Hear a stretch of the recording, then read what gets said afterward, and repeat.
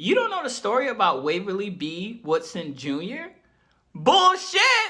Sit down, get comfortable, because I'm about to tell you the story of Waverly B. Woodsen Jr. Woodsen Jr. was born in Philadelphia, Pennsylvania, August 3rd, 1922. He graduated from Overbrook High and later attended Lincoln University. In 1942, Woodsen would end up leaving the university and enlisted into the United States Army. After scoring very high on his Army aptitude test, he was assigned to the Army's anti-aircraft artillery unit. Then he was sent to Officer Candidate School. Woodsen Jr. was only one of 2 African Americans that was on this course, and while on this course, his superiors advised him that the anti-aircraft artillery unit couldn't take him because of his race. He was then sent to medic training and assigned to the all-black 320th Anti-Aircraft Barrage Balloon Battalion. Now we fast forward. It's the late hours of June 5th, 1944, and Woodsen Jr. and the 320th are boarding landing craft tanks, which were Ssgts. They were preparing to land in the first wave of American soldiers on the Utah and Omaha beaches during the D-Day landing of June 6. As Woodsen neared Omaha Beach with the third wave, the Germans would open fire. Woodsen would later recall they were shelling the devil out of us. And he said at the same time, they would end up going over 2 submerged mines. Woodsen said the whole thing just jumped out of the water, and that explosion would end up killing several people aboard the Ssgt. Woodsen would end up receiving shrapnel to his buttocks and his inner thigh, but he would go on to treat his own wounds and move on to Omaha Beach to treat the countless wounded. Woodsen would set up a medical aid station using a rocky embankment to shield himself from German machine gun fire.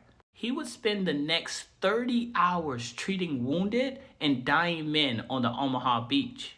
At this point, Woodsen was suffering from blood loss and pure exhaustion, so he was relieved of his duty.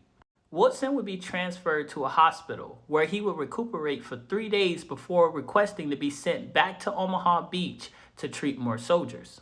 On his way to treatment, he gave 3 men artificial respiration who had gone underwater during the Ssgt's landing attempt. Now, after the war and upon returning home, Woodsen would be interviewed on radio and by newspaper reporters. On August 28, 1944, the Army recounted Woodsen's heroics and noted he was cited by his commanding officer for his extraordinary bravery on D-Day. Even Stars and Stripes, the official military newspaper, declared him as one of the medics who covered himself in glory on D-Day. And the Pittsburgh Courier, one of the most widely read black newspapers, hailed him as the #1 invasion hero. After the war, Woodsen would return to Lincoln University to complete his studies, graduating in 1948. He would go on to earn his medical technology degree.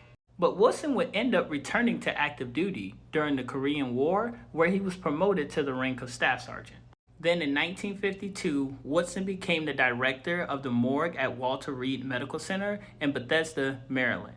To conclude his career, he would receive the Distinguished Service Cross, Combat Medical Badge, Bronze Star Medal, Purple Heart, Good Conduct Medal, American Campaign Medal, European African Middle Eastern Campaign Medal with Arrowhead device, 2 Bronze Stars, Asiatic Pacific Campaign Medal, World War II Victory Medal, National Defense Service Medal, Korean Service Medal, and United Nations Medal, but no Medal of Honor.